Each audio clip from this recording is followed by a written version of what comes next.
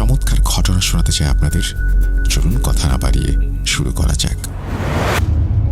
আমার নাম ইমন, বাড়ি শেরপুরের নকলা থানায়। তবে এই ঘটনাটা ঘটেছিল গ্রামে। আমার দোস্ত রাজুর সাথে একটা অ্যাডভেঞ্চার করতে গিয়েছিলাম আমি। সেই পুরনো গ্রামের এক কোনায় পড়ে থাকা একটা বাড়ি, মিস্টার বাড়ি বলে পরিচিত। বাড়িটা নিয়ে ছোটবেলা থেকেই কত গল্প শুনে এসেছি। সন্ধ্যার পর ভেতরে গেলে নাকি আর ফেরা যায় না।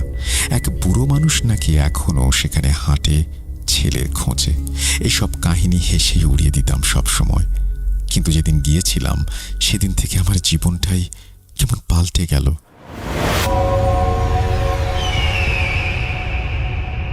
সেদিন ছিল শুক্রবার।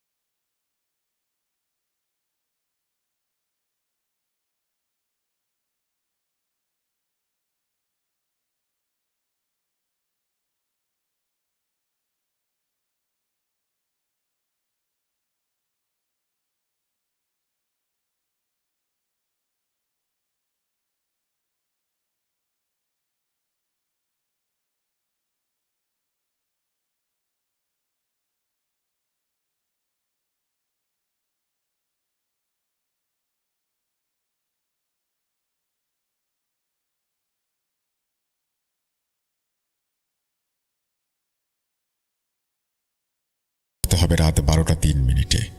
সাথে মোমবাতির চারিদিক থেকে 7 বার ঘুরতে হবে। আর হাত দিয়ে ওই পুড়ে যাওয়া জায়গাটায়, ওই দাগটায় এক ধরনের হরবিন্দু তেল লাগাতে হবে। বকা কবিরাজ আরও বললেন, সবচেয়ে বড় কথা হলো তোমার মনে ভয় বা সন্দেহ থাকা যাবে না, কারণ সেই ভয়টা ওরা ব্যবহার করে তোমার ওপরে আঘাত করবার জন্য।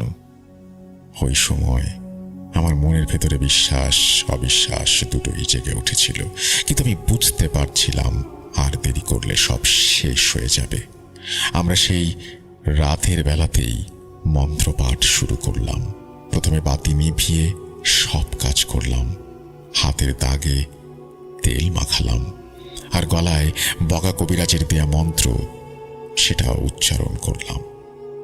সেই সময় বাতাস অস্বাভাবিকভাবে থমথমে হয়ে গেল, ঘরটা যেন ভারী হয়ে উঠল, কিন্তু আমি গলা সংকোচন করে মন্ত্র পড়তেই থাকলাম। শেষে একটা অদ্ভুত গরম অনুভব করলাম। এক মুহূর্তের জন্য মনে হলো আমার শরীর থেকে একটা বড় অন্ধকারের ছায়া বেরিয়ে যাচ্ছে। তারপর থেকে সেই ফিসফিসানি আর ভয়াবহ ছায়া, ভয়াবহ ছোঁয়া কমতে শুরু করলো। আমি ধীরে ধীরে ঘুমোতে পারলাম। এভাবেই বগা কবিরাজের সাহায্যে আমি সেই অভিশাপ থেকে মুক্তির প্রথম আলো দেখতে পাই।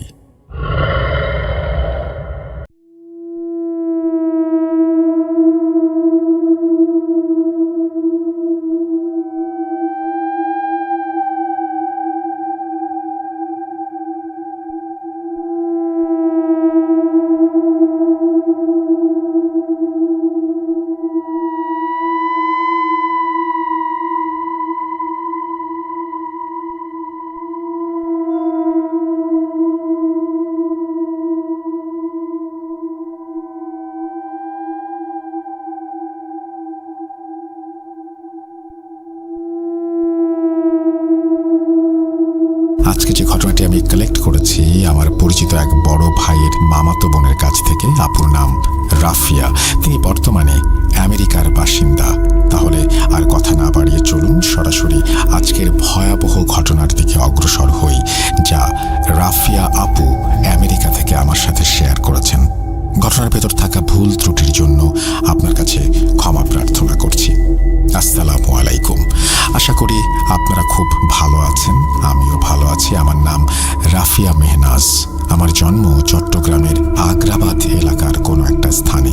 আমি আজ আপনাদের সাথে আমার জীবনের একটি ঘটনা শেয়ার করতে এসেছি। এই পৃথিবীতে এমন এক ব্যক্তি আছে যে ব্যক্তি জাদুর মাধ্যমে আমার জীবনকে এক কঠিন নরকে পরিণত করেছে। আজ ওই ঘটনার প্রায় 15টি বছর পেরিয়ে গেলেও সে আমার পেছনে লেগেই আছে। আমি তাকে অনেক বোঝানোর চেষ্টা করেছি, কিন্তু তাতেও যখন কাজ হলো না তখন আমি তাকে হুমকিও দিয়েছি, তার কাছে ক্ষমা চেয়েছি, সব ধরনের চেষ্টা আমি করেছি, কিন্তু সে কোনোভাবেই পিছপা হয়নি। আর এটা শুনে আপনারাও হয়তো অবাক হবেন, কারণ তিনি আমার স্বামী। হ্যাঁ, আপনারা ঠিকই শুনেছেন, তিনি এখনও আমার স্বামী। আমি অনেকবার তালাকের চেষ্টা করেছি, কিন্তু সে নানা কৌশলে বিষয়টাকে বারবার এড়িয়ে যায়। আদালতে গিয়ে এমন নাটক করে যার ফলে বিচারক তাকে আমাদের মাঝে সমস্যাগুলো সমাধানের জন্য আরও একটা সুযোগ দেয়। এখন অনেকের মনেই আমাকে নিয়ে নানা প্রকার ভ্রান্ত ধারণার উদয় হবে। কেউ কেউ ভাববেন আসলে সমস্যা আমারই, আমি কারো ঘরের বউ হয়ে থাকতে পারিনি। আমি সেসব মানুষের কাছে অনুরোধ করব, দয়া করে আমার ঘটনাটি আগে মন দিয়ে শুনুন, পরে না হয় আমার ব্যাপারে মন্তব্য করবেন।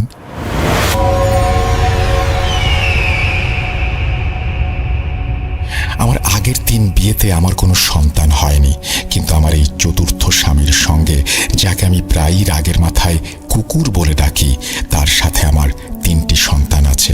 আমি তাকে কুকুর বলায় হয়তো অনেকেই খারাপ ভাবছেন আমাকে, কিন্তু যখন আপনারা পুরো ঘটনা শুনবেন তখন বুঝতে পারবেন আমি তাকে কুকুর বলে অন্যায় করেছি কি করিনি। আমার পেছনের গল্পটা আসলে কি, কেন আমার 4টি বিয়ে হলো, সেসব প্রশ্নের উত্তর আমি এক এক করে দিচ্ছি। আমার বাবা নরওয়েতে প্রায় 10 বছর ছিলেন। তিনি 15 বছর বয়সে পড়াশোনার জন্য নরওয়েতে চলে গিয়েছিলেন, কারণ বাবার চাচারা সেখানেই থাকতেন। এই কারণে আমার দাদা দাদি তাকে অনুমতি দিয়েছিলেন নরওয়েতে যাওয়ার, নইলে 15 বছরের ছেলেকে বিদেশে পাঠাবে কে? বাবা প্রতি 2-3 বছর পর পর দেশে আসতেন। তিনি আমার দাদা দাদির একমাত্র সন্তান ছিলেন। আমার দাদা দাদির অঢেল ধন সম্পত্তি ছিল। আমাদের চট্টগ্রামের সবচেয়ে দামি এলাকায় 6 তলা একটি বিশাল বাড়ি ছিল। দেখতে দেখতে বাবার পড়াশোনা শেষ হয়ে গেল। তিনি ভালো একটি চাকরিও করতে লাগলেন। কিছুদিন যেতে না যেতেই দাদা দাদি তার বিয়ের জন্য তার পেছনে পড়ে গেলেন আর দেশে ফিরে আসার জন্য চাপ দিতে লাগলেন। কিন্তু আব্বুর কেন জানি শুরু থেকেই বাংলাদেশের কালচার তেমন পছন্দ ছিল না। এখানে তার তেমন কোনো বন্ধুও ছিল না এবং তিনি কাউকে বন্ধু বানাতে পছন্দও করতেন না। তার মন মানসিকতা পুরো বাইরের মতো ছিল, একেবারে সোজা সাপটা। খুব কম কথা বলতেন তিনি। আব্বু যখন 2-3 বছর পর পর দেশে আসতেন, দাদা দাদিকে এটা সেটা বুঝিয়ে আবার নরওয়ে চলে যেতেন। এভাবেই সময় কাটতে লাগলো। আব্বু কয়েক বছর পর আবার দেশে ফিরলেন। এবার আব্বু এলে দাদা দাদি তাকে কসম দিলেন আর বললেন, আমাদের এই দুনিয়ার কতদিন বাকি আছে তা জানা নেই, তবে আমাদের সময় শেষ হয়ে আসছে। আমরা চাই তুমি এবার বিয়েটা করে নাও, যেন আমরা নাতি নাতনিদের নিজের চোখে দেখতে পারি। আব্বু দাদা দাদির কথা শুনে খুব আবেগী হয়ে পড়লেন আর তিনি আম্মুকে দাদা দাদির পছন্দ অনুযায়ী বিয়ে করলেন। আব্বুর সৌভাগ্য ছিল যে আমার আম্মু শুধু দেখতে সুন্দরী ছিলেন না, বরং চিন্তা ভাবনার শালীনতার দিক থেকেও আমার আব্বুর থেকে অনেক এগিয়ে ছিলেন। আমার আব্বু আম্মুর প্রথম সন্তান হিসেবে আমার বড় ভাই জন্ম নিল। তারপর আমি, যেহেতু আব্বু দেশেই বিয়ে করেছিলেন আর দাদার একটা বড় ব্যবসা ছিল এখানে এবং দাদার অনেক বয়স হয়ে যাওয়ায় আব্বু বাংলাদেশে স্থায়ী হলেন। ধীরে ধীরে সময় অতিবাহিত হতে লাগলো। আমরাও বড় হলাম। আমাদের স্বভাবও আব্বুর মতোই ছিল, খুব কম কথা বলতাম। আমার তেমন কোনো বন্ধুও ছিল না আর আমরা শুধু আমাদের নিজেদের কাজ নিয়েই ব্যস্ত থাকতাম। তখন আমার বয়স 20 বছর চলছিল। সেই সময় চট্টগ্রামের বেশ ভালো পরিবারের এক ছেলের সাথে আমার বিয়ের কথা চলছিল। আব্বু একটু খোঁজ খবর নিয়ে সেখানে আমার বিয়ে ঠিক করে দিলেন। যখন আমি বিয়ের পরে শ্বশুর বাড়িতে গেলাম তখন আমার মনে খুব ভয় কাজ করছিল। আমি ভাবছিলাম আমার স্বামীটা কেমন হবে, তার স্বভাবই বা কেমন। ধীরে ধীরে আমি বুঝতে পারলাম তিনি খুবই ভালো চরিত্রের একজন মানুষ। প্রথম দিন থেকেই আমি ওনার সাথে খুব সহজেই মানিয়ে নিতে পারলাম। একজন মেয়ে নিজের জন্য যেমন আদর্শ ছেলে কল্পনা করে, আমার স্বামী ঠিক সেই মাপের একজন। কিন্তু 3 মাসের মধ্যে তার আচরণ একেবারেই বদলে গেল। যে সবসময় আমার প্রতি এত বিনয়ী ছিল, হাসি ঠাট্টা করত, সে একদম কেমন যেন অন্যরকম হয়ে গেল। সে কথায় কথায় আমার উপরে হাত তুলতে শুরু করলো। এমনকি যদি বাড়ির কোনো কাজের লোক কোনো ভুল করত, তার শাস্তিও সে আমাকে দিত। আমি হতবাক ও চিন্তিত ছিলাম এই ভেবে যে হুট করে তার আসলে হলোটা কি। আমি নিজে মনোবিজ্ঞান নিয়ে পড়াশোনা করেছি, মানুষের স্বভাব সম্পর্কে আমি জানি। এমন নয় যে সে 3 মাস ধরে অভিনয় করছিল এবং হঠাৎ করে স্বাভাবিক হয়ে গেল, অর্থাৎ অভিনয় ছেড়ে আসল রূপে ফিরে এলো। প্রথমে হাত তোলা থেকে শুরু। আমি তাকে বলেছিলাম হাত না তুলতে, যা বলার মুখে বলতে। যখনই সে আমার উপরে হাত তুলত তার মুখের ভাব কেমন যেন বদলে যেত। এটা আমি কাউকে বলিনি, কিন্তু তার মুখে সত্যিই এত বেশি তীক্ষ্ণতা চলে আসতো যে পুরো মুখটাই কেমন যেন অস্বাভাবিক হয়ে যেত। শুরুতে আমি যখন দেখতাম যে সে আমার গায়ে হাত তুলছে তখন আমি রেগে গিয়ে বাবার বাড়িতে চলে যেতাম, কিন্তু কখনো আমি বাড়ির লোকদের কাছে তার আচরণের কথা বলিনি, কারণ আমি চাইনি তারা এসব নিয়ে কষ্ট পাক। যখন আমি 3-4 দিন আমার বাবার বাড়িতে থাকতাম, সে আমাকে মানানোর জন্য আমার বাসায় এসে হাজির হতো। মানাতে গিয়ে সে আমার পা ধরতো, হাত জোর করতো। 2-1 বার তো আমি সব সহ্য করে তার সঙ্গে ফিরেও গিয়েছিলাম, কিন্তু কিছুদিন পরে বুঝতে পারলাম এটা তার এক ধরনের মানসিক সমস্যা। রাগের সময় নিজেকে একেবারে হারিয়ে ফেলতো সে, আর পরে যখন ভুল বুঝতে পারত মাফ চাইতো। এক রাতে আমার স্বামীর বন্ধুর বাড়িতে দাওয়াত ছিল। আমরা সেই দাওয়াত থেকে রাতে দেরি করে বাড়িতে ফিরছিলাম। আমাদের দুজনেরই মুড সেদিন খুব ভালো ছিল। আমরা বেশ হাসি ঠাট্টা করছিলাম। আমার স্বামী বাড়িতে এসে ওয়াশরুমে গেল এবং ওয়াশরুম থেকে এসেই আমাকে বেপাত্তা গালিগালাজ করতে শুরু করলো। আমি অবাক হয়ে ভাবছিলাম আজ তো আমাদের মাঝে তেমন কিছু হয়নি যে সে এমন আচরণ করবে।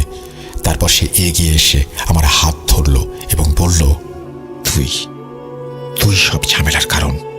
আজই, এখনই আমি তোকে তালাক দেব। এই বলে সে আমাকে 3 বার তালাক দিল এবং বাড়ি থেকে বের করে দিল। এরকম হঠাৎ করে সে আমাকে তুলে বাড়ির বাইরে ডাস্টবিনে ময়লা ছেঁড়ার মতো করেই ছুঁড়ে ফেলে দিল। আমার সাথে কি হলো 1-2 ঘন্টা তো আমি কিছু বুঝতেই পারলাম না। যখন আমি স্বাভাবিক হলাম তখন ড্রাইভারের সঙ্গে গাড়িতে বসে আমি বাড়ি ফিরছি। পুরো রাস্তা আমি শুধু কেঁদেই যাচ্ছিলাম। ড্রাইভারও আমাকে জিজ্ঞাসা করছিল আমার কি হয়েছে, আমি কেন এভাবে কাঁদছি। আমি তাকে বললাম, চুপচাপ গাড়ি চালাও। আপনারা বুঝতেই পারছেন আমার মনের অবস্থাটা তখন কেমন ছিল। যখন আমি বাড়ি পৌঁছালাম এবং আম্মু আব্বুর সাথে দেখা করলাম তখন আমি নিজেকে সবকিছু খুলে বললাম। তারা আমার কথা শুনে আমাকেই বকতে শুরু করলেন। তুমি এসব কিছু আমাদের আগে বলনি কেন? ওই ছেলে যদি এরকম হয়েই থাকে তাহলে আমাকে আগে বলতে, ওর পরিবারের সাথে কথা বলে তোমাকে ছাড়িয়ে নিয়ে আসতাম। আমার আব্বু আমাকে সবসময় খুব সমর্থন করতেন। তিনি বললেন, আজ থেকে তোমার চোখের পানি আর ঝরবে না। ওই মানুষটার জন্য, যার জন্য তোমার চোখ দিয়ে এখন পানি ঝরছে, সে এর যোগ্য নয়। পরের দিন আমার স্বামী আমাদের বাড়িতে এলে আব্বু বাড়ির দারোয়ানকে বলে তাকে ধাক্কা দিয়ে বের করে দেয়। এরপর একের পর এক তার ফোন আসতে লাগলো, মেসেজ আসতে লাগলো। তার মেসেজে লেখা ছিল, একবার শুধু আমার কথা শুনে নাও, তারপর তুমি না চাইলে আমি আর বিরক্ত করব না। তবু আমি তাকে কোনো উত্তর দিলাম না। তার টেক্সট মেসেজ আসতেই থাকতো। সে আমাকে বারবার জিজ্ঞেস করত, তুমি কেন বাড়ি ছেড়ে চলে গেছো? ড্রাইভার বলছিল তুমি নাকি কাঁদছিলে, আসলে কি হয়েছে, আমাকে কিছু বলো। তখন ভাবছিলাম পিস্তল তুলে নিয়ে তাকে গুলি করে দেই। আমার স্বামী আমাকে তালাক দেওয়ার পর নিজেই জিজ্ঞাসা করেছিল সে কি করেছে। আমি সবকিছু লিখে পাঠিয়ে দিলাম। শেষে তাকে বললাম, তুমি তো আমাকে তালাক দিয়েই ফেলেছ, এখানে আর কোনো কথা থাকতে পারে না। বিরক্ত হয়ে আমি তার নাম্বার ব্লক করে দেই আর মোবাইল অফ করে রাখি। সেই সন্ধ্যায় সে তার মা বাবাকে নিয়ে আমাদের বাড়িতে এসে হাজির হয়। যেহেতু তার মা বাবা আমার পূর্ব পরিচিত ছিলেন, তাই বাবা তাদের সম্মান করে ভেতরে ঢুকতে দিয়েছিলেন। এরপর বাবা আমাকে ডেকে নিয়ে গেলেন ড্রয়িং রুমে।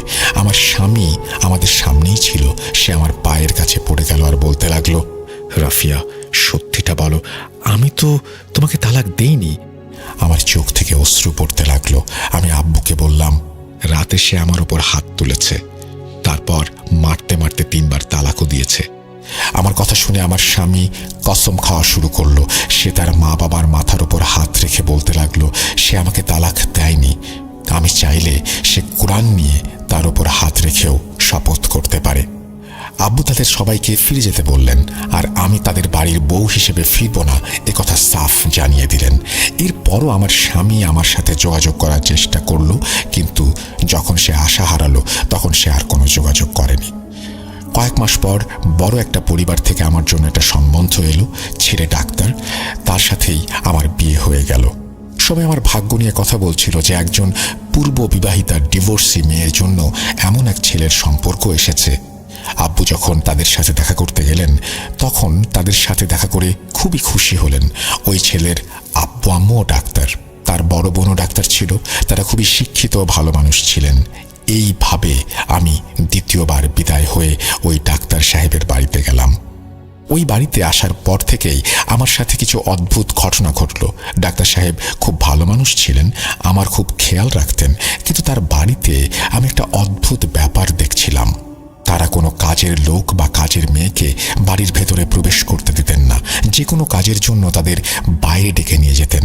যেমন যদি কাপড় ধোয়ার জন্য দিতে হতো তাহলে কাজের লোকদের বাইরে দাঁড় করিয়েই কাপড় দিতেন। আবার খাবার বা নাস্তার ব্যবস্থা ছিল এমন যে 2 বারের খাবার এবং নাস্তা একটা 5 স্টার হোটেল থেকে আসতো। আমরা খাবারকে মাইক্রোওয়েভে গরম করতাম। কাঁটা চামচ ও ডিসপোজেবল চামচ অর্থাৎ কাটলারি থাকতো, যা খাওয়ার পরপরই আমরা ফেলে দিতাম। তাদের পরিবার ছিল অনেকটা সিস্টেম্যাটিক। বাড়ির ভেতরে সিসিটিভি ক্যামেরা লাগানো ছিল। তার কারণ আমি বুঝে উঠতে পারিনি, কিন্তু মনে হলো হয়তো সিকিউরিটির জন্য এসব লাগানো হয়েছে, বাড়ির ভেতরে নজর রাখার জন্য। একদিন আমার স্বামী আমার কাছে এলেন এবং জানতে চাইলেন আমার কিছু দরকার আছে কিনা। আমি বললাম, না, আল্লাহর দয়ায় আমার সব কিছুই আছে। আমি তার কথায় বেশ অবাক হয়ে গেলাম, কারণ এটাই প্রথমবার ছিল যখন তিনি আমাকে এমনভাবে জিজ্ঞাসা করলেন। তারপর 3-4 দিন পর উনি আমার কাছে এলেন এবং জিজ্ঞাসা করতে লাগলেন, দেখো, যদি তোমার কোনো কিছুর দরকার হয় তাহলে তুমি আমাকে বলো, এখানে লজ্জা পাওয়ার কিছু নেই। আমি বললাম, আপনি তো আমাকে ক্রেডিট কার্ড দিয়েছেনই, আমি যদি কোনো কিছু দরকার হয় সেটা তো ক্রেডিট কার্ড দিয়ে কিনতে পারি। আমি তার কথায় অন্য একটা কিছুর আভাস পাচ্ছিলাম। আমার স্বামীর এমনভাবে জিজ্ঞাসা করা একেবারেই যুক্তিসঙ্গত লাগছিল না আমার কাছে। তার এমন আচরণ ছিল যে কেউ চোরের কাছ থেকে কোনো তথ্য বের করার চেষ্টা করছে। তাদের এমন আচরণে বিয়ের পরে আমি অনেক ভীতু ছিলাম। পরের দিন আবার ডাক্তার সাহেব আমার ঘরে এলেন। ঘরের দরজাটা বন্ধ করে দিলেন। তার হাতে ল্যাপটপ ছিল। তিনি ল্যাপটপ খুলে আমাকে কাছে ডেকে বললেন, এটা দেখো। যখন আমি ল্যাপটপে ভিডিও দেখা শুরু করলাম, আমার পায়ের তলা থেকে মাটি সরে গেল। আমার মনে হলো আমার পায়ের নিচে মাটি যেন এখনই ফেটে যায় আর আমি সেখানেই দাফন হয়ে যাই। আমি ভিডিওতে দেখলাম আমার ননদের ঘরে যাচ্ছি। আমি সেখানে গিয়ে তার ড্রয়ার খুলছি আর আলমারির মধ্যে কিছু একটা খুঁজছি। আমি ওই ফুটেজে নিজেকে দেখলাম। যখন আমি আমার ননদের ঘর থেকে বের হচ্ছিলাম, তখন আমি ক্যামেরার দিকে দেখলাম, যেন সবাইকে আমি বলতে চাইছিলাম, দেখুন, এটা আমি। আমার স্বামী আমাকে প্রশ্ন করতে লাগলেন, রাফিয়া, তুমি কি আমার বোনের ঘরে গিয়েছিলে? আমি বললাম, আমি আপনার বোনের ঘরে কেন যাব? সেখানে গিয়ে আমি কি করব? আসলে আমি নিজেও বুঝতে পারছি না। এই মেয়েটা যাকে ক্যামেরায় দেখা যাচ্ছে, সে তো আমারই মতো দেখতে, কিন্তু আমি না। আমার স্বামী আমাকে আরেকটি ভিডিও দেখালেন। সেখানে আমি আমার ননদের ঘরে তার গহনা তুলে নিয়ে আসলাম এবং সেই গহনা নিয়ে আমি আমার আলমারিতে রাখলাম। এসব দেখে আমার অবস্থা খুবই খারাপ হয়ে যাচ্ছিল। আমি বুঝতে পারছিলাম না আমার স্বামীকে আমি কি বলবো। আমার সামনে ভিডিও চলছিল আর আমি নিজেই ভিডিওতে সবকিছু দেখছিলাম। তারপর আমার স্বামী তৃতীয় একটি ভিডিও দেখালেন, যেখানে আমি শাশুড়ির ঘরে গিয়ে তার গহনা তুলে নিয়ে এসে আলমারিতে রাখছিলাম। আমি আমার স্বামীর কাছে কসম খাচ্ছিলাম এবং তাকে বোঝানোর চেষ্টা করছিলাম যে এটা আমি নই। এখন এই তিনটি ভিডিও যেগুলো ডাক্তার সাহেব আমাকে দেখিয়েছেন, সেগুলো ঠিক সেই সময়ের হবে যখন শ্বশুর শাশুড়ি বাইরে ছিলেন এবং আমার ননদ কোথাও গিয়েছিল। কিন্তু ব্যাপারটা অদ্ভুত ছিল যে আমি তো ঘরের ভেতরেই ছিলাম। আমি তাদের ঘরে একবারও যাইনি। আমার যদি চুরি করার ইচ্ছাই থাকতো, তাহলে আমি ক্যামেরা কেন চালু রাখলাম? আমার স্বামী আমাকে বললেন আমার আলমারি খুলতে। যখন আমি আলমারি খুললাম, তখন সব গহনা সেখানেই পড়েছিল এবং সেই ড্রয়ারের চাবি আমার কাছে ছাড়া আর কারো কাছেই থাকে না। আমার স্বামী নিজের জায়গায় চুপ করে বসেছিলেন আর তিনি বলতে লাগলেন, গত 2 সপ্তাহে এসব কিছু ঘটেছে। তিনি বলেন, আমি তোমাকে বলেছিলাম যদি তোমার কোনো কিছু প্রয়োজন হয় তাহলে আমাকে জানিয়ে দিও, কিন্তু তুমি আমাকে কিছু বলনি। আর এখন সবকিছু তোমার সামনেই। আমি কোনো প্রমাণ ছাড়া কথা বলছি না। এই ফুটেজ আম্মু আব্বুও দেখেছেন এবং আমার বোনও দেখেছে। এখন তুমি বলো, এই ফুটেজে যে মেয়েটি আছে সে কে? আমি আমার স্বামীকে কোনো উত্তর দিতে পারলাম না। আমি শুধু বললাম, এখানে যতগুলো গয়না আছে, আমি যদি এখন আব্বুর কাছে বলি তাহলে এর 10 গুণ বেশি গয়না আমার জন্য পাঠাবেন। আমার স্বামী বললেন, আমি তো নিজেই এই ব্যাপারে অনেক অবাক। তোমার তো টাকা চেয়ে নেওয়ার প্রয়োজন নেই, তাহলে এইসব কেন করলে? যাই হোক, তুমি এখন বাসায় ফিরে যাও। আমাকে এই ব্যাপারে চিন্তা করতে দাও, পরে আমি তোমার সাথে যোগাযোগ করব। আমি সেদিন বাড়ি ফিরে গিয়েছিলাম, কিন্তু 1 সপ্তাহ ধরে আমার স্বামী আমার সাথে কোনো যোগাযোগ করেননি। 1 সপ্তাহ পর ডাকযোগে তালাকের কাগজপত্র পেলাম। এখন আমার দ্বিতীয় বিয়েটাও ভেঙে গেল এবং বিয়ে ভাঙার পর আমার মা বাবারও মন ভেঙে গেল। এর কিছুদিন পর আমার তৃতীয় বিয়ের প্রস্তাব এলো। ছেলের প্রথম স্ত্রী মারা গিয়েছিলেন, তাই তিনি দ্বিতীয় বিয়ে করতে যাচ্ছিলেন। আমি চাইছিলাম না আমার জেদের জন্য আমার মা বাবাকে দুঃখ দিতে, তাই আমি সিদ্ধান্ত তাদের হাতেই ছেড়ে দিলাম। বলেছিলাম, আপনারা যা ভালো মনে করেন সেটাই করতে পারেন। কিন্তু এই তৃতীয় বিয়েতে আমার সঙ্গে যা ঘটল তা আগের থেকেও বেশি ভয়ানক। বিয়ের প্রথম সকালে যখন আমি ঘুম থেকে উঠলাম, তখন আমার স্বামীর লাশ পাখার সঙ্গে ঝুলছে। পোস্টমর্টম রিপোর্টে ধরা পড়ল সে আত্মহত্যা করেছে। এখন 2 বার তালাকপ্রাপ্ত আর 1 বার বিধবার ট্যাগ লেগে গেল আমার নামের পাশে। আপনারা তো বুঝতেই পারছেন আমি কি পরিস্থিতির মধ্যে আছি। আমার কথা বাদ দিন, আমার মা বাবার উপরে কি যাচ্ছিল তা ভেবে দেখুন। আমি তো ঠিকই করে নিয়েছিলাম যে আমি বিয়ে করব না। আমি আম্মু আব্বুকে বলেও দিয়েছিলাম ভবিষ্যতে আমাকে এই ব্যাপারে আর চাপ না দেবার জন্য। এখন আমার মা বাবা আমার সামনে কেমন যেন চুপ হয়ে গেলেন। কিন্তু কোনো মা বাবা নিজের মেয়ের ব্যাপারে এমনটা সহ্য করতে পারেন? আমার মনে হয় পারেন না। দেখতে দেখতে কেটে গেল 1 বছর। একদিন আমার আম্মুর এক দূর সম্পর্কের আত্মীয়া আমাদের বাড়িতে এলেন। তিনি আমাকে ডেকে নিয়ে গেলেন এবং আমার জন্য অনেক দোয়া করতে লাগলেন। আমি তার দোয়া নিয়ে সেখান থেকে চলে এলাম। সেদিন রাতে আম্মু আমাকে বললেন ওই মহিলা আমার জন্য একটা সম্বন্ধ নিয়ে এসছেন। আমি আম্মুকে বললাম, দেখুন আম্মু, আমি আপনাকে আগেই বলেছি আমি আর বিয়ে করব না। আমার কথা শোনার পরেও আম্মু আমাকে বোঝানোর চেষ্টা করতে লাগলেন। তিনি বললেন, আগে আমার কথাটা শোনো। দেখো, এরা খুব ভালো মানুষ। এদের এক ছেলে আছে যার এখনো বিয়ে হয়নি, তার বয়স অনেক কম, আর এরা টাকা পয়সার দিক থেকেও একটু দুর্বল। যদি তোমার এই ছেলের সঙ্গে বিয়ে হয়, আমরা তাকে আর্থিক সাহায্যও করতে পারি। তাহলে সে অনেক যত্ন নেবে এবং তোমাকে সম্মান করবে, তোমার পরিবারকে সম্মান করবে। আমি আম্মুকে আর বিয়ে করব না বোঝাতে চেয়েছিলাম, কিন্তু তিনি জিদ ধরে বসলেন। আম্মুর দুঃখ দেখে আমার আর সহ্য হচ্ছিল না, তাই আমি রাজি হয়ে গেলাম। আব্বু কেন জানি না এই সম্পর্কের বিরুদ্ধেই ছিলেন এবং বলেছিলেন তিনি কিছুই বুঝতে পারছেন না। আব্বুর ধারণা ছিল এই লোক হয়তো লোভের জন্য বিয়ে করছে, কিন্তু আম্মু বললেন এটা একদমই সত্যি নয়, তারা নাকি অনেক ভালো মানুষ। সবকিছু শুনে আব্বু চুপ হয়ে গেলেন। খুব অল্প সময়ের মধ্যে আমার সেই আন্টির ছেলের সঙ্গে বিয়ে হয়ে গেল। আমার স্বামী যেহেতু ঢাকায় থাকতো, তাই আব্বু ঢাকায় আমাদের জন্য একটা ফ্ল্যাট কিনে দিলেন।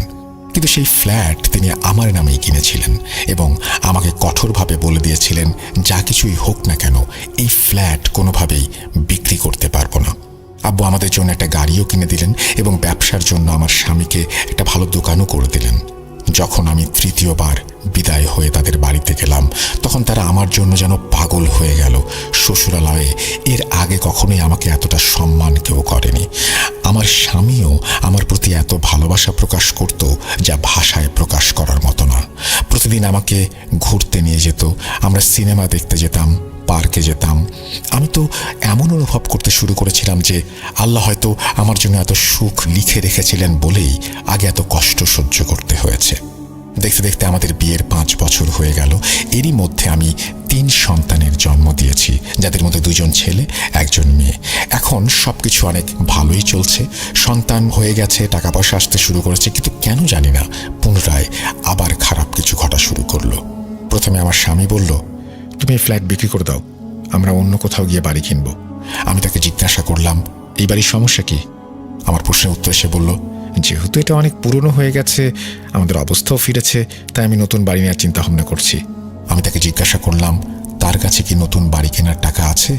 সে বলল, যতটুকু টাকা প্রয়োজন ততটুকু হয়তো নেই। এক কাজ করো, তুমি তোমার আব্বুর কাছ থেকে কিছু টাকা নাও, যত যাই হোক তার জায়গায় তোমার অংশ তো আছে। আমি আমার স্বামীর কথায় অবাক হয়ে গেলাম। আমি বললাম, আব্বু আপনাদের অনেক কিছু দিয়েছেন এবং আল্লাহ তাকে দীর্ঘায়ু দান করুন, তিনি এখনো বেঁচে আছেন। জীবিত মানুষের কাছ থেকে কেউ সম্পত্তি দাবি করে না, আর আমি আমার বাবার কাছ থেকে কিচ্ছু নিতে রাজি নই। আমার কথা শুনে আমার স্বামীর মুড খারাপ হয়ে যায়। আমার শাশুড়ি, আমার ননদ যারা আমাকে খুব সম্মান করত, তাদেরও ব্যবহার বদলে যেতে শুরু করে। আমি বুঝতে পারছিলাম না যে এত তাড়াতাড়ি তাদের আচরণ কিভাবে বদলে গেল। আমার শাশুড়ি এবং ননদেরাও আমাকে জোর করছিল আর বলছিল আমার স্বামী যা বলছে আমি যেন সেটাই করি, কিন্তু আমি স্পষ্টভাবে তাদেরকে না করে দিলাম এবং বললাম যদি তারা এসব নিয়ে বেশি বাড়াবাড়ি করে তাহলে আমি বাবার বাড়ি চলে যাব। আমার এই হুমকি কাজও করলো এবং সবকিছু আবার স্বাভাবিক হয়ে গেল। একদিন আমার স্বামী আমাকে বলল, আমি তো তোমাকে একটা ভালো জীবন দেওয়ার চেষ্টা করেছিলাম, যদি তোমার দরকার না থাকে তাহলে থাক। কিছুদিন পর সব স্বাভাবিক হয়ে গেল। আমার প্রতি সবার আচরণও হুট করেই ভালো হয়ে গেল। আমার কাছে সব স্বাভাবিকই লাগছিল। আমার স্বামী কখনো আমার জন্য রসমালাই, কখনো আমার পছন্দের মিষ্টি, হালিম ইত্যাদি আনতে শুরু করলেন, আর সে সময় সব কিছু লুকিয়ে আনতেন। না বাচ্চাদের এগুলো খাওয়াতেন, না পরিবারের অন্য সদস্যদের।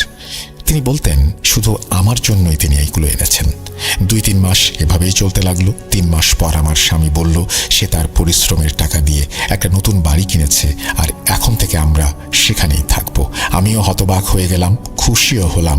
হতবাক হলাম এই কারণে এত দামি বাড়ি সে কিভাবে কিনলো, আর খুশি হলাম এই ভেবে যে সে নিজের পায়ে দাঁড়াচ্ছে।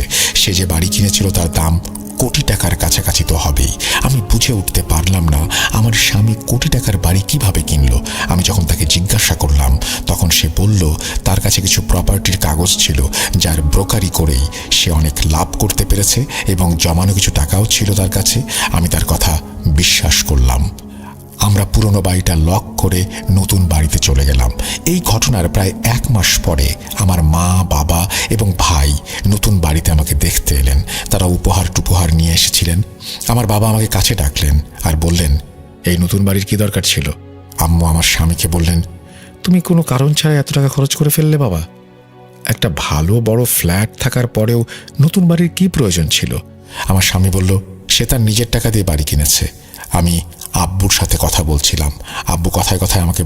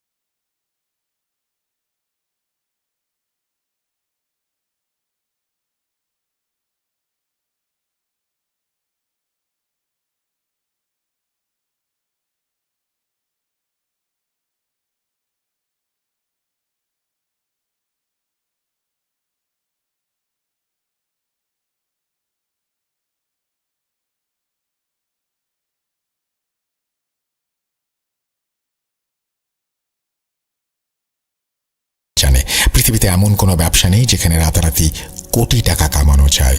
নিশ্চয়ই কোনো ঘাপলা আছে এর মধ্যে, কিন্তু সেটা প্রমাণ করতে পারছে না কেউ। যে পুরনো ঘরটা আমার নামে ছিল, আমি ভাবলাম এটাকে বিক্রি করে দেই আর এর টাকা আব্বুর কাছে জমা দেই।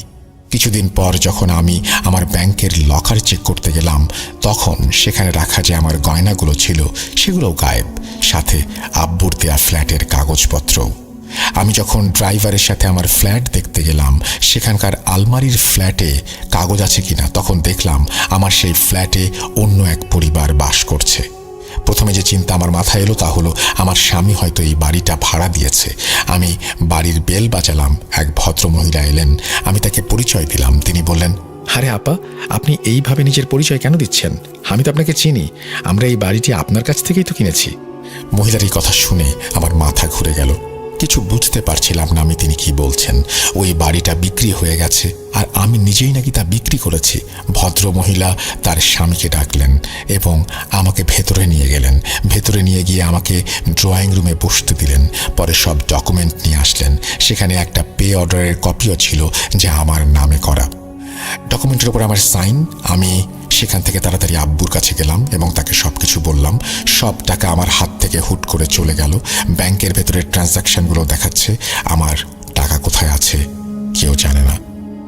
আব্বু আমাকে কিছুদিন নিজের কাছে রাখলেন। 2 দিন পর আব্বু ব্যাংকে গিয়ে সেখানকার সিসিটিভি ফুটেজ বের করলেন।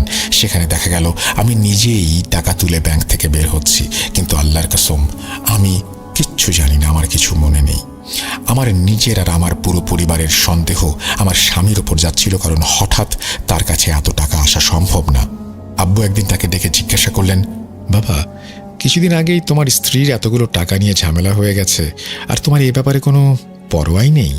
তুমি তো আরামে বাড়িতে বসে মজা করছো। আব্বুর কথা শুনে স্বামী আব্বুর সঙ্গে বাজে ব্যবহার করতে শুরু করলেন। তিনি বললেন, ফালতু কথা একদম বলবেন না আমার সাথে। আপনার মেয়ের টাকা সে কি করবে, কি করেছে তা আমি জানবো কিভাবে?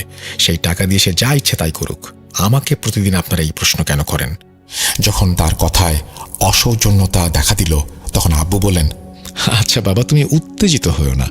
আমাকে একটু বলো তো, তোমার কোন ডিলে এত টাকা হয়েছে যে তুমি বাড়ি কিনে ফেলেছ? সে বলল, আপনার আমার টাকা নিয়ে এত মাথা ব্যথা কেন? এটা আমার ব্যবসা, আমি যত টাকা চাই উপার্জন করব। আপনাকে কেন আমি সবকিছু দেখাতে যাব? কথা বলে সে সেখান থেকে চলে যায়। আমি রুমের বাইরে থেকে সবকিছু শুনছিলাম। আমি আব্বুকে বললাম, আব্বু, আমি পুরোপুরি নিশ্চিত এসব কিছু আমার স্বামীর দ্বারাই হয়েছে। সবকিছু আন্দাজ করার পরও আমার পরিবারের কেউ কিছুতেই বুঝতে পারছিল না কিভাবে সব ডিলগুলো হলো। এসব ঘটনার পর থেকে আমি বাবার বাড়িতেই থাকা শুরু করি। একদিন আব্বুর কোনো এক আত্মীয় আমাদের বাড়িতে এলেন। কথায় কথায় আব্বু পুরো ঘটনা তার সামনে তুলে ধরলেন। সেই আত্মীয় বললেন তিনি একজন পীরকে চেনেন, যিনি ইস্তেখারা করে সবকিছু জানিয়ে দিতে পারেন। আব্বু তাকে বললেন ওই পীর সাহেবকে তাড়াতাড়ি নিয়ে আসতে। তিনি আরও বললেন সেই পীরকে তার চাওয়া অনুযায়ী হাদিয়াই তিনি দেবেন। পরদিন সন্ধ্যায় আমাদের সেই আত্মীয় পীর সাহেবকে নিয়ে এলেন। তিনি ভেতরের ড্রয়িং রুমে এসে বসে গেলেন, আর আমি বোরকা পরে তার কাছে চলে গেলাম। তিনি আমাকে তার সামনে বসতে বললেন। আমি সেখানে বসতেই তিনি উঠে আমার কাছে এসে আমার মাথায় হাত রাখলেন। তারপর চোখ বন্ধ করে কিছু পড়লেন। প্রায় 15-20 মিনিট ধরে তিনি কিছু একটা পড়তে থাকেন, আর আমি অন্ধকারে ডুবে যেতে থাকি। যখন আমার চোখ খুলল, তখন আমি দেখলাম সেখানে সবাই বসে আছে। আব্বু সেই পীর সাহেবের সাথে কথা বলতে লাগলেন। আমি ভেতরে গিয়ে আম্মুকে জিজ্ঞাসা করলাম কি হয়েছে আমার সাথে, আমি কিভাবে এতক্ষণ অচেতন ছিলাম। আম্মু কিছুই বললেন না, কিন্তু যখন আব্বু ভেতরে এলেন তখন সেটা জানতে পারলাম, এবং যা জানলাম তা শুনে আমি প্রচণ্ড ভয় পেলাম। আব্বু বলছিলেন পীর সাহেব আমার মাথায় হাত দেবার কিছুক্ষণ পর নাকি আমি পজেসড হয়ে যাই, আর আমার ভেতর থেকে একজন মহিলা জিন নাকি কথা বলছিল। সেই মহিলা জিন পীর সাহেবকে জানালেন আমার স্বামী খোদ আমার উপর জাদু করেছে, এবং এই জাদু আজকে হয়নি, বরং আমার প্রথম বিয়ের সময় করা হয়েছিল। আমার প্রথম বিয়ের পর থেকে আমার সাথে যা কিছু হয়েছে সেই সব কথা আমার ভেতর থেকে বলেছিল সেই জিন। সে আমার সব বিয়ে ভেঙে দিয়েছে এবং তৃতীয় স্বামীকে মেরেছে, যেন আমি আমার বর্তমান স্বামীকে বিয়ে করতে পারি এবং সে আমার টাকার মালিক হতে পারে। আব্বু যখন পীর সাহেবকে বললেন, হুজুর, আমার মেয়ের কোনো কিছু মনে থাকে না, সে তো ডকুমেন্টে সই করেছে, ব্যাংক থেকে টাকা তুলেছে, তাহলে এইগুলো কিভাবে সে ভুলে গেল? তখন পীর সাহেব বললেন জাদুর মাধ্যমে আমার ওপর একজন মহিলা জিনকে ভর করানো হয়েছিল, এবং যখনই আমাকে দিয়ে কিছু করানো হতো তখন সেই জিন আমার উপরে ভর করে আমাকে দিয়ে সব কাজ করিয়েছে, এবং প্রতিবার কাজ শেষ করার পর আমাকে ছেড়ে দিয়েছে। এই জন্য আমার স্মৃতি হারিয়ে যায়, কেননা তখন আমি পজেসড অবস্থায় থাকি, আর সে আমাকে দিয়ে সব কিছু করিয়ে নেয়, আমার কিছু মনে থাকে না। ওই জিন বলেছিল আমার সমস্ত টাকা বর্তমানে আমার স্বামীর কাছে আছে। পীর সাহেব আব্বুকে বললেন, আপনি আগে আপনার মেয়ের জামাইয়ের সাথে কথা বলুন, হয়তো সে এসব থেকে পিছিয়ে আসতে রাজি হবে, কারণ তিনি যার মাধ্যমে জাদু করাচ্ছেন তিনি খুব শক্তিশালী জাদুকর। যদি আমি তার সাথে মোকাবেলা করার চেষ্টা করি তাহলে দুই পক্ষেরই বেশ ভালো রকমের ক্ষতি হবে। আব্বু আমাকে বললেন, তুমি তার সাথে সরাসরি কথা বলো, সে আসলে কি চায় এবং এই সব কাণ্ডকীর্তি কেন করছে। আমি যখন ওই খবিশ মানুষটিকে ফোন দিয়ে তার সাথে কথা বললাম, সে বলল, ও, তোমরা সবকিছু বুঝে ফেলেছ? যাই হোক, ভালোই হয়েছে, আমাকে আর কষ্ট করে জানাতে হলো না। তবে যা জেনেছ সেটুক নিয়ে চুপচাপ বসে থাকো, নইলে তুমি তো জানো আমি তোমার কিংবা তোমাদের সাথে কি করতে পারি। তার কথা শুনে আমি নিজে হিতাহিত জ্ঞান হারিয়ে ফেলি, আর তাকে হুমকি দিতে থাকি এই বলে যে আমি তার বিরুদ্ধে প্রতারণার মামলা করব। সে আমার কথা শুনে শুধু হাসলো, আর কিছু বলল না। তার হাসিতে আমি প্রচণ্ড ভয় পেয়েছিলাম, কেননা সেই হাসি ছিল খোদ শয়তানের। তখনই আমি তার ফোন কেটে দিলাম এবং আম্মু আব্বুকে সব কিছু খুলে বললাম। আমার আব্বু সব শুনে আমাকে বলতে লাগলেন, আমি ওকে এভাবে ছেড়ে দেব না, আমরা তার বিরুদ্ধে প্রতারণার মামলা করব, সব টাকা ফেরত নেব। আমি আব্বুকে নিষেধ করে দিয়েছিলাম, কারণ আমি চাইছিলাম না আমার মা বাবার কোনো ক্ষতি হোক। জাদুর মাধ্যমে সে যে কোনো সময় যে কোনো কিছু করতে পারে। আমি ওই দিনই সেই পীর সাহেবের কাছে যাওয়ার সিদ্ধান্ত নিলাম। আমি তার কাছে গিয়ে বললাম, হুজুর, একটু বলুন তো, জাদু করা কি আসলে এত সহজ?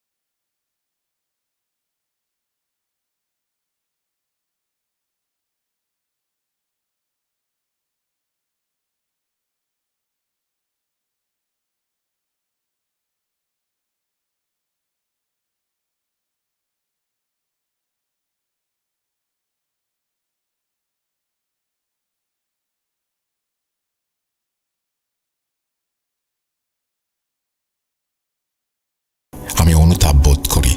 আমি অপেক্ষা করছি আল্লাহর লাঠি ওই খবিশ মানুষের ওপরে কবে পড়বে। কিয়ামত পর্যন্ত আমি অপেক্ষা করতে পারবো না। আমি তার পরিণতি এই দুনিয়ায় দেখতে চাই।